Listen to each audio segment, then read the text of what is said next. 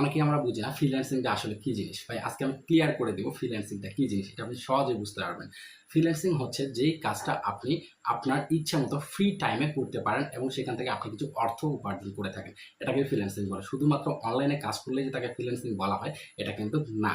তার মানে কি, শুধুমাত্র অনলাইনে যারা কাজ করে তারা ফ্রিল্যান্সার না, অ্যাজ এ রিক্সা পুলার একজন কিন্তু ফ্রিল্যান্সার হতে পারে। কারণ সে ইচ্ছে করলেই তার গাড়ি বের করতে পারে, ইচ্ছে করলে সে কাজ করতে পারে, ইচ্ছে করলে সে কাজ করতে পারে না। কিংবা সে যদি মনে করে যে আমি সকালে কাজ করব, সে সকালে কাজ করতে পারে। সে যদি মনে করে যে আমি রাতে কাজ করব, রাতেও করতে পারে। সে যদি মনে করে বিকেলে কাজ করব, বিকেলেও করতে পারে। That's call freelancing.